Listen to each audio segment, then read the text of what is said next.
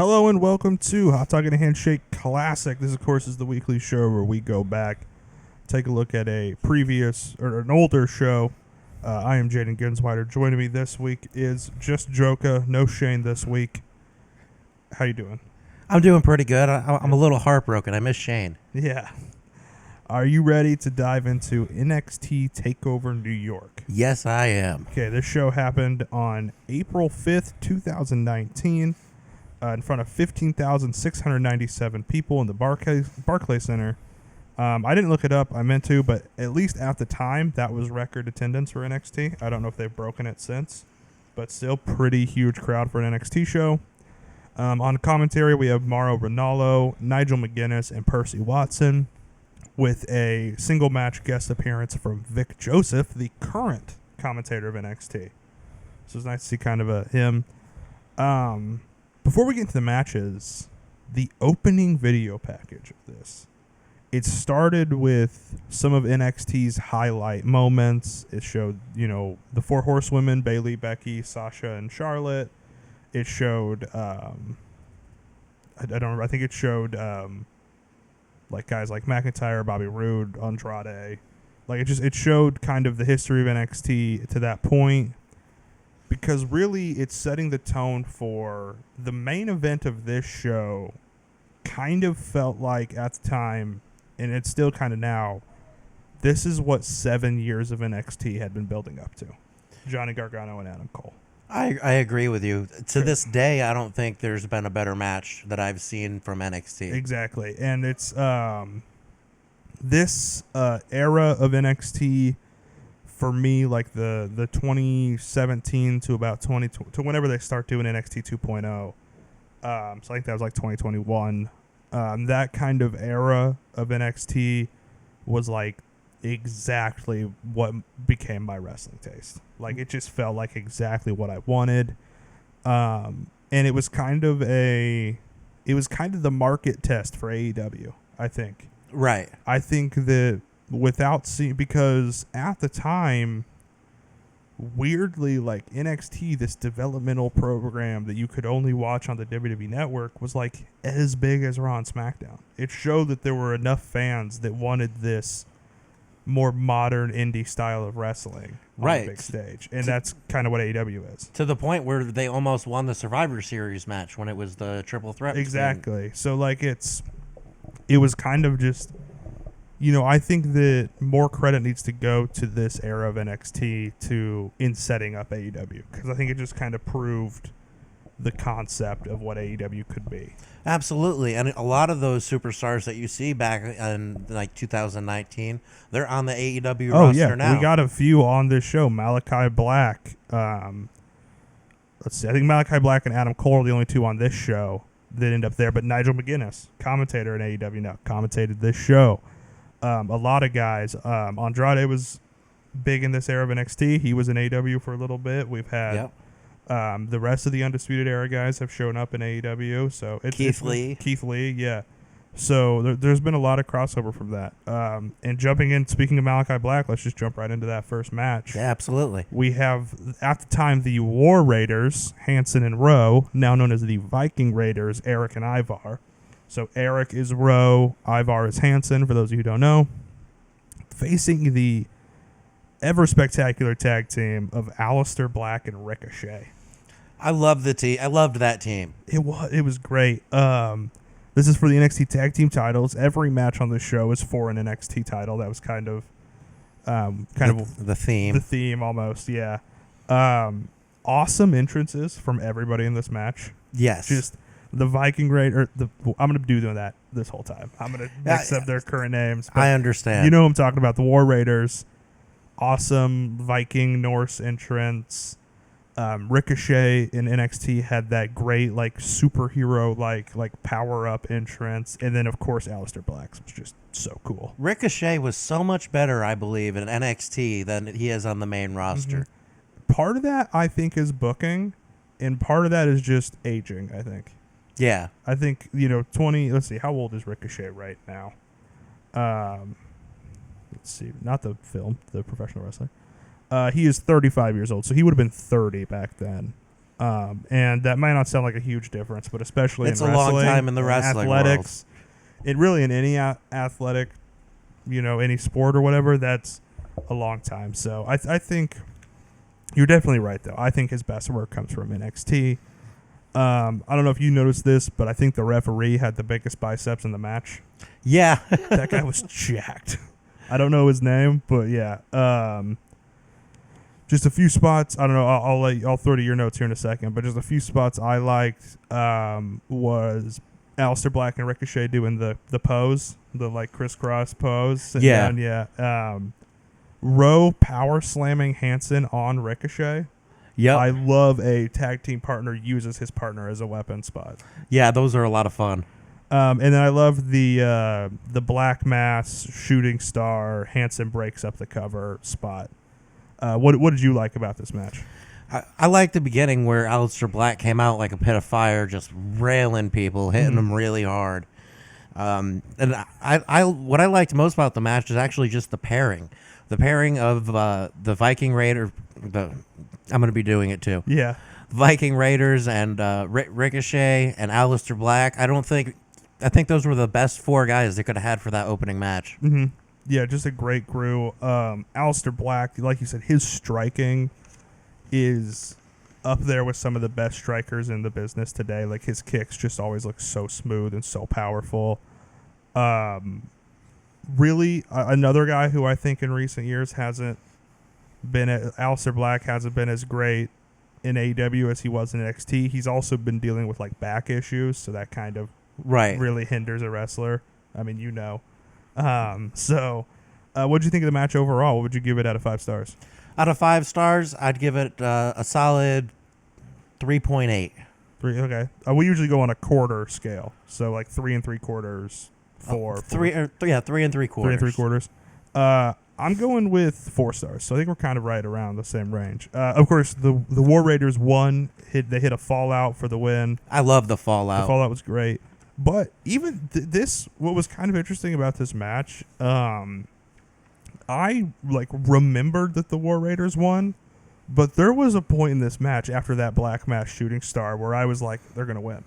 Yeah. You know what I mean? So even though it's a match that happened and now 5 years later, I remember the result, still had me in it, which is something that's the mark of a great match, I think. Absolutely. It was also like an emotional send-off for Ricochet and Aleister Black. They were going up to the main roster that week. They had already been dabbling in the main roster, and then they were going to wrestle on WrestleMania that weekend. So they were kind of already getting that push out of there. So this was the send-off from them. Ricochet would go on to have a solid mid-card run, multiple-time U.S. champion, I think. A one-time IC champion, might have been 2-time. Bounced around a bit, had some fun, and now, I mean, as we're recording this, we put these out, about a week and a half after we actually record them, so maybe something happens between now and then. But as of now, Ricochet a free agent, so we don't know what's happening with him. Right. We get a crowd shot, a classic NXT. I don't know how much NXT you watch from this era, but whenever there were new stars coming in, you would see them on a takeover in the front row. Okay. So we see that a couple times here. The first one is Piper Niven and Toni Storm. So Piper Niven, of course, recently challenged for the women's title at Clash of the Castle. Toni Storm, current AEW Women's Champion. So just a lot of the future of wrestling on this show. That was them before they got on the roster. Yeah, so that was them, before they were in NXT. I guess, I don't think they were in NXT UK even yet. So, yeah, that was them. That's like they were new signings before this show. Okay, that makes more sense to me now. Yeah. And then a match. I hate that we have to do this almost every week. Velveteen Dream versus Matt Riddle. Both of them have had their outside the ring problems, have done some bad things. So, of course, as always, remember, we are judging the art of these guys. We are not, any praise we give is not praise on them as people. It is praise on the work they did in this match. So that just getting that out of the way, because they both have their fair share of allegations. This is for the NXT North American title. Matt Riddle comes out in the pinstripes, which, as a person who likes the Yankees and hates Matt Riddle, didn't like to see that. The Statue of Liberty entrance from Velveteen Dream was pretty great. That was pretty interesting. What did you think of this match? Overall, I think this match was it was very entertaining to watch. I liked how they went back and forth. There was a lot of high flying, but a lot of technical wrestling as well. I liked that mix too. That was one of the things I really liked. It was really the perfect mix for me. And let's see, what else do I have down here? The strength that I don't like admitting it, but the strength that Riddle has going in from a submission and then picking him up just from the wayside and going into those side slams, it really shows that he does have that upper body strength, even though he looks pretty small. Yeah, absolutely. The finish of this match kind of left more to be desired. Just kind of ended on a roll up. Yeah.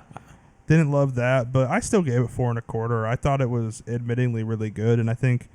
Honestly, I think this is the best Matt Riddle rating I've ever given. I'd give a 4 on that one as well because I was into this match.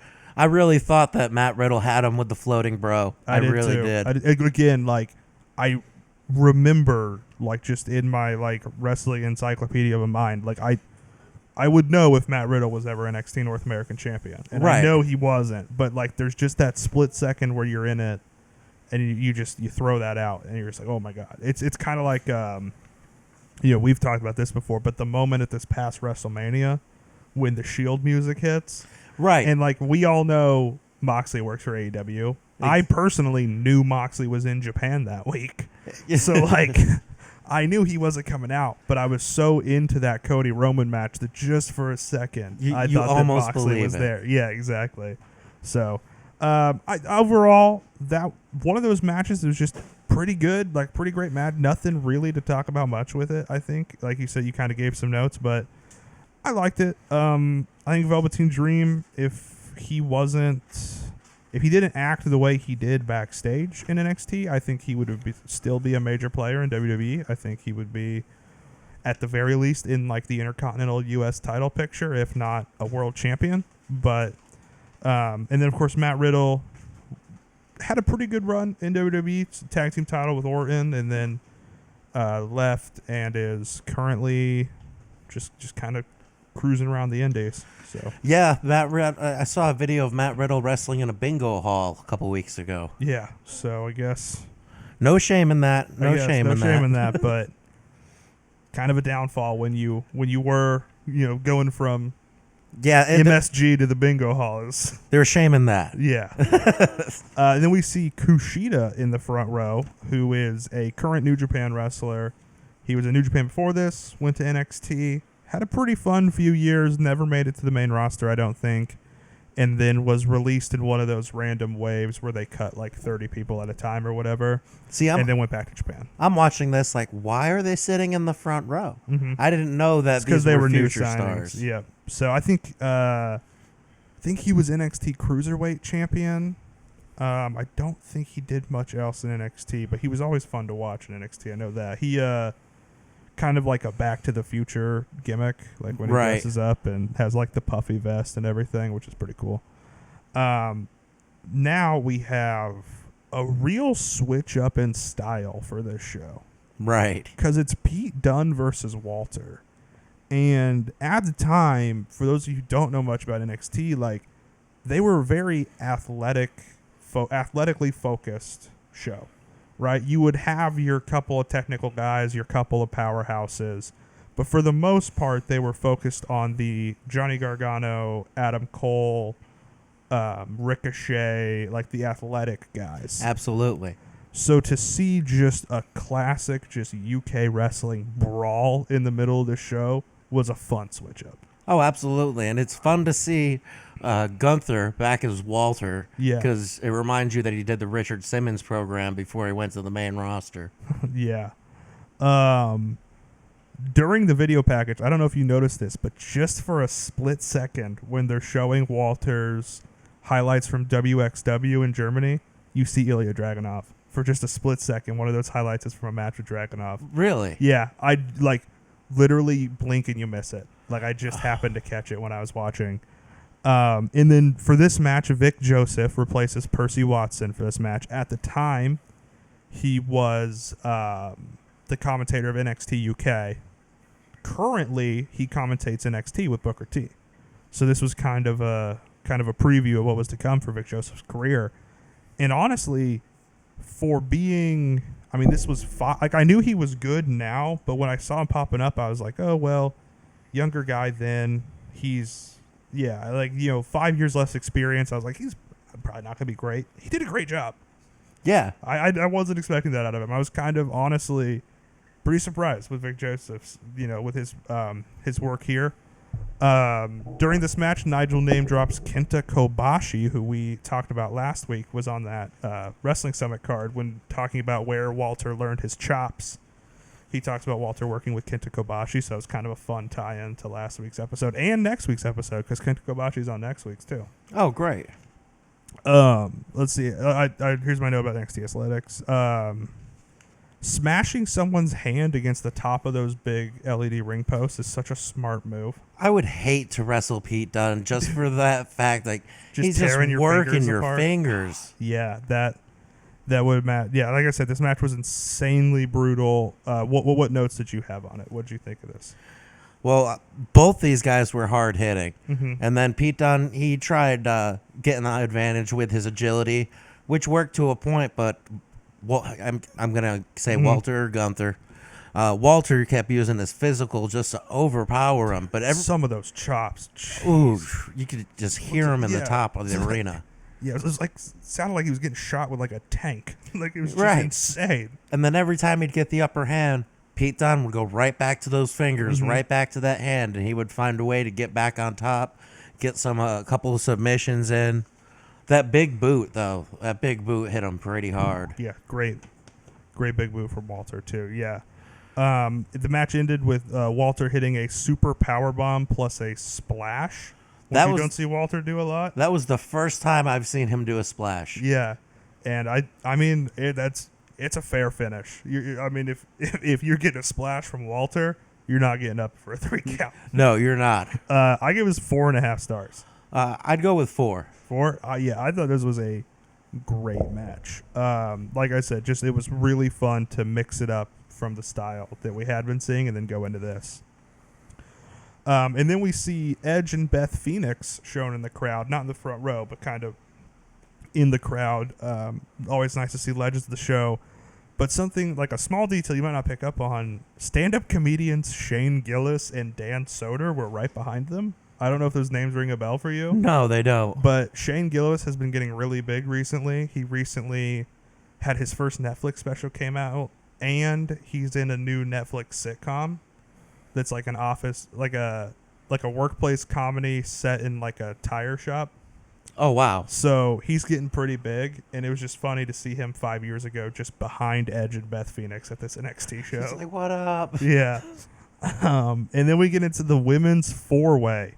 Shayna Baszler versus Io Shirai, now known as Io Sky, versus Kairi Sane versus Bianca Belair for the NXT women's title. Really, I just had a couple notes on this. I thought it was a pretty great match. Baszler's elbow stomp spot. That looks bad. I remember in the build to this, or maybe around this time, like a few months before, she did that to Dakota Kai, and I thought she legitimately broke Dakota Kai's arm on purpose. Like I didn't know what was happening. It was insane. And for me, what was most impressive about this match is how it felt like all 4 women were involved from bell to bell. Right. It didn't feel like anybody took some time off, just like laying around the It wasn't floor. your classic fatal 4-way. Yeah, it was like actually like all 4 of them are fighting at the same time the entire way through. Didn't feel like there was much doubling off. There was obviously some of that, but yeah, I think that was pretty great.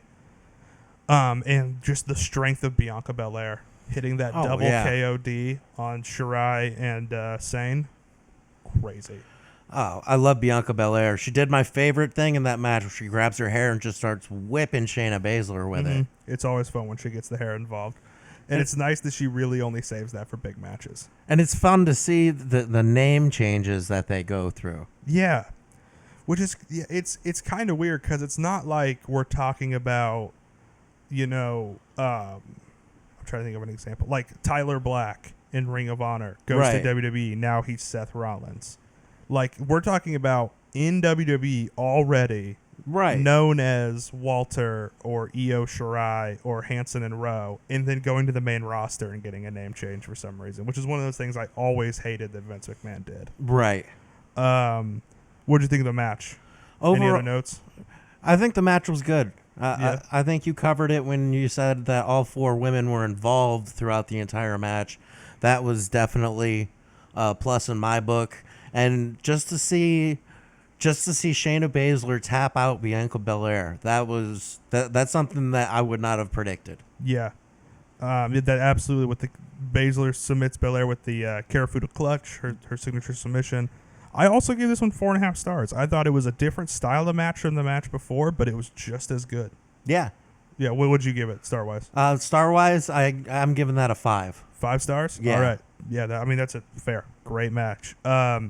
We get a commentary shot before this, and I promise this is my last somebody's in the crowd note. Bill Simmons of The Ringer, of the Bill Simmons Show, the famous sports writer and broadcaster, was sitting behind the commentary. Was he? Yeah, and you just see him for like another one. You just see him for like 5 seconds or something. A lot of names in the crowd for this NXT takeover. And then, man, we get into Johnny Gargano and Adam Cole. So, the story behind this match, on TV, it's supposed to be Gargano and Ciampa. Ciampa has to get neck surgery. So they have a 5-way match to determine who will face Gargano for the title, for the vacant title, and Adam Cole wins. The story, kind of outside of kayfabe, Johnny Gargano is the hottest babyface that NXT has ever seen. Right. Adam Cole is the biggest heel that NXT has ever seen. And for years, they have been destined to clash.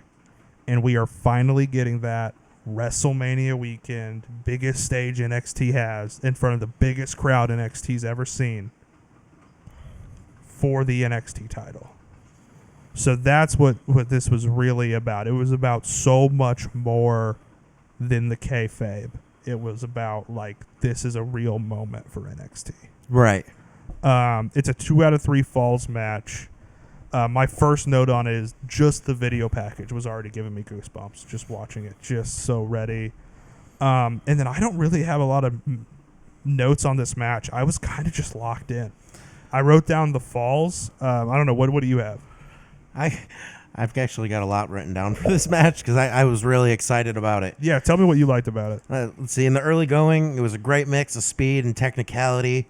Adam Cole kept trying to keep it technical, working the neck, trying to get that advantage over him. Gargano's slingshot spear was sick. Oh, he's loved so good that. at that. I don't think Johnny Gargano on the main roster has really gotten the stage to cook as well as he can. You know what I mean? To really show everything he has. And he's got precision, like that top rope flatliner he did. That just shows how accurate he can be in high-risk situations. And to your point about Adam Cole, working the neck because he has that last shot knee and then that Panama Sunrise Canadian Destroyer thing. Yeah. So, like, really, I like that kind of setup.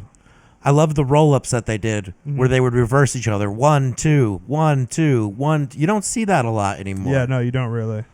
I have a note here that says, this is how wrestling should be. It is. This is, you and I are exactly on point with that. I mean, like I said, this was my era. This was my company and my era of it. Just, this is exactly what I love.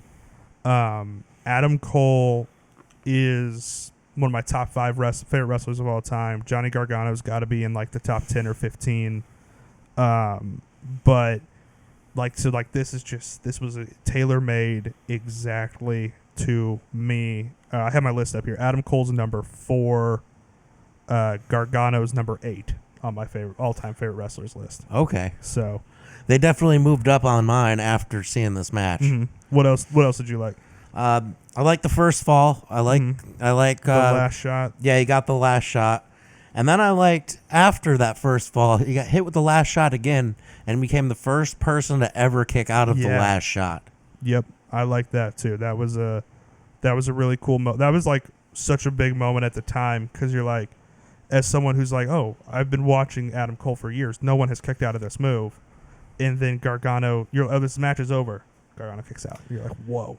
I have another note here that says the announcer said it best that Gargano has more heart than Valentine's Day. Yeah. Great. I'm sure that was Mauro Ranallo. He was incredible as a wrestling commentator. Anything else? Yeah, then I got Adam Cole taps out to Johnny Gargano, brings the match 1-1. And then the next fall, they announced decides the NXT champion, which I thought was really cool that they had an announcement during the match. And Kayla Braxton, by the way, who we... we were just talking about her. Yeah, because we recorded these ahead of time. Yeah, we were recently talking about her departing from WWE. What I liked about that second fall is just the psychology of Cole knowing that he has a fall to give. Right. So he taps immediately instead of struggling in the hold and doing more damage to himself. Exactly. He gets out of it immediately. He knows he's already up 1-0. Might as well take the loss instead of take the injury down for later in the match. Exactly, yeah. And just the stamina of both these guys to be able to go at it the way they did for the amount of time that they did. Because I believe that match went over 45 minutes. Probably, yeah. I don't have the official time, but yeah. Continue with what you got, and I'll find that.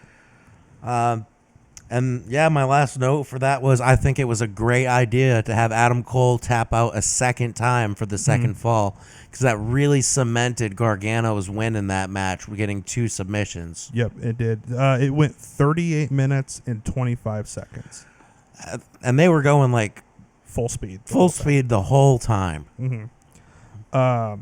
Yeah, so I thought it was great. I gave this 5 stars. Oh, absolutely 5 stars.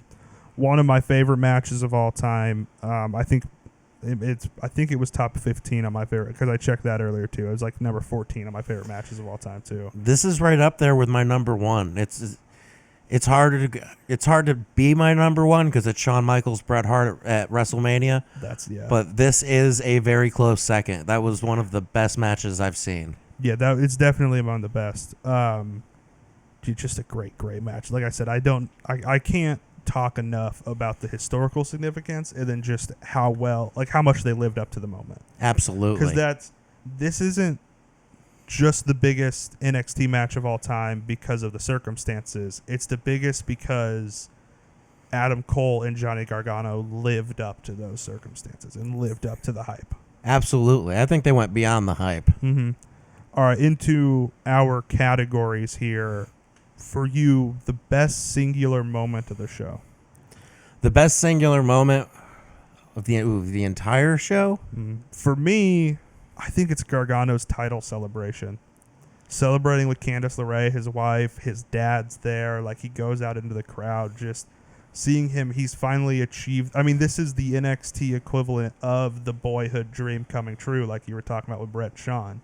Right. So, like, just seeing him celebrate that and all the emotion that comes with this big moment, that was my best moment. What about you? It's Gargano kicking out of the last shot. Okay. Absolutely. That's definitely. I agree. That's a great spot, too. MVP of the show. Who had the singular best performance of the show? We can't go with the tie on it. I'm gonna have to go with Adam Cole. Really? Because I went with Johnny Gargano. Did you? Yeah. So we kind of split on that. I like that. We'll split the MVP. You vote for Cole. I'll vote for Gargano. Heat check award. Who did the most with the shortest amount of time? There's not really one. There weren't like a lot of short segments or anything. I'm going to give this to Vic Joseph. Just one match in and out. Did a great job on commentary. What about you? Just a short amount of screen time, but did a lot. Because, I mean, all the matches were like... I mean, the shortest match was 15 minutes, and that was the women's 4-way. Right. So... And... I don't know. Other contenders, I guess, could be like Roderick Strong and Kyle O'Reilly. Actually, I think I'm going to give it to Shayna Baszler. Shayna Baszler? Yeah. All right, that's fair. I mean, it was the shortest match, so I'll take that, yeah. Apex Mountain... I don't know if you know the historical amount to really decide the Apex Mountain, but I talked to Shane, and he postured to me he thinks this is the biggest moment of Pete Dunne's career. I wouldn't disagree with that. I wasn't really thinking about it when immediately after watching, but when Shane like sent that to me today, I was like, you know what? I think it kind of was. I think this is Pete Dunne's Apex Mountain. I don't think he's reached this height since. I've seen a lot of work that he's done on the main roster, and it doesn't hold a candle to what he did that night. Mm-hmm. Shayna Baszler, because I'm sure you've seen her main roster stuff too. I think maybe not this particular match, but definitely this title run was her Apex Mountain. Oh, absolutely. Unfortunately, Shayna Baszler went downhill, and I don't even think it was to physical circumstances. I think it was just a bad creative. Yeah, they didn't know what to do with her after that. Mm-hmm. Johnny Gargano, I think easily yes. I think this is the biggest moment of hit for him. Oh, absolutely. Adam Cole's more of a question. I think it's worth talking about, but I think his real apex is after this when he actually does become NXT champion and then holds it for like 400 some days. Right. I think that's like the real apex of Adam Cole. It's really hard to beat a mountain like that. Yeah. And finally, I am willing to go on and say this show is the apex mountain of NXT. I can honestly say that I don't know enough to call it the apex of NXT. That's fair. I still have a lot of catching up to do on NXT, and I've been judging it off what I've been seeing lately out of NXT because I've just been starting to watch it, but I need to go do some throwbacks. I know as someone who's paid attention for the few years before this and for the whole time since this, the 5 years since this, it's the biggest moment I've seen NXT have. Maybe there's some people who watched NXT before I did that may argue for some of the Kevin Owens and Sami Zayn stuff or the Samoa Joe and Finn Balor stuff. I know that sits high with people in their NXT rankings, but I think I have to, in my opinion, this is the top moment in NXT history. All right. This match. Surprise of the show. For me, the most surprising, I'm going to give that to the War Raiders because I think I got so used to how they're used on the main roster, I forgot how good they were. I agree. I'd say for mine, it would be Ricochet. Ricochet, surprise the show. Because he did a lot more moves than he does on the main roster. It seems like he was given more freedom in NXT. Definitely, yeah.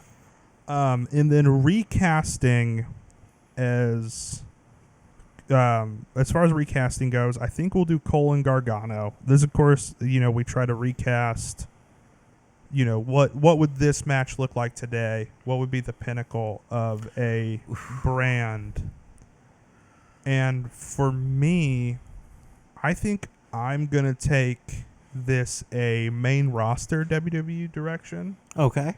I think when we finally see Braun Breaker versus Carmelo Hayes on a WrestleMania, because it's going to happen, I think that'll be a huge moment for whatever is the next era of WWE.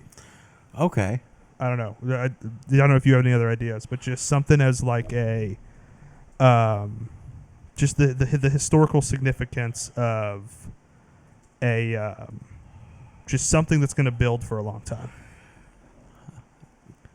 I'd have to go with Austin Theory and Grayson Waller, even though they're tag team partner. Waller. Okay. Even though they're tag team partners right now, I could see them pulling off a match like that if given the right creative and right feud. Okay. I could see that being a big moment too. And because we both picked like two young guys who are going to be the future of the company. Absolutely. Best double feature. I'll probably just kind of take this one. If you want to double feature this match with another Adam Cole match, I think you have to watch his match with MJF from All In last year. So take that match and watch it with this Gargano match. If you're going to do another Gargano match, I think you go from a little bit before this. I think 2 years before this. I think it was in 2017. Might have been 2018. I know it's TakeOver Chicago 2, whenever that one was. Johnny Gargano versus Tommaso Ciampa in a Chicago street fight. I'd love to see that. That's a match you got to check out. I think that one's better than this as a match. Really? Yeah. That's you said that you think that's TakeOver 2? That's TakeOver Chicago 2. I don't remember what year. It was the second time they did a TakeOver Chicago. Let me see. TakeOver. There it was. TakeOver Chicago 2. 2018. It was from June of 2018. So, I know we, in a previous version of this show, we did, Shane and I did a classic review of that show too. So, great. It's another 5-star match for sure. Excellent. Moving on to the classic hot dog, classic handshake, and I guess just kind of whatever. What was your favorite thing of the show? The rule for this is you can't pick it for what we picked the show for. Obviously, I picked the show for Gargano and Cole. Yeah. So outside of Gargano and Cole, what was the best thing on this show? Walter and Pete Dunne. Okay. Shane and I agree. We both gave it to the same thing. Yeah, all of us, Walter and Pete Dunne.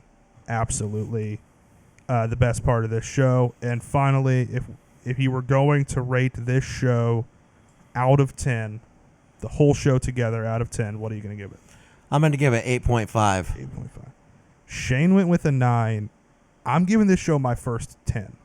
This is your first 10? Yeah. I mean, my first 10 of the current run. Previously, we did ECW One Night Stand 2005. Oh, and yeah. I gave that a 10. Shane and I both did. But easily, so you gave it 8.5. Shane gave it a 9. I gave it a 10. Like I said, it's exactly what is tailored to me. And that's kind of the reason we're doing this show is because this episode's going to come out around my birthday. So I was like, you know what? We're watching one for me. Absolutely. And this is what I got. That makes this our highest rated show. Like, that's an average of 9.17. Yep. So that's our highest rated show so far of what we've done. It beats New Japan Dominion, which had an 8 average between me and Shane. So, yeah, just a great show. And one of those shows where usually at the end of this, Shane and I could be like, really? If you don't have the time, go back and just watch, like, these 3 matches. Whatever, these 2 matches. Watch the whole thing. You don't cut time for this. Like, do not cut this show down. Go watch this whole show. Excellent. I'm going to put that on my list this week. Yeah, so yeah, this one, I think that's it for this one. Our next episode it'll be me and Shane again. And it'll be Pro Wrestling Noah's Navigate for Evolution 2003. It was the last show of the Navigate for Evolution tour, and it features Kenta Kobashi versus Mitsuharu Misawa, which are 2 people we talked about last week in the Wrestling Summit. So, go check that out. Like I said, go check out the other classic reviews we've put out, our other weekly episodes, and don't forget to enjoy wrestling. See you.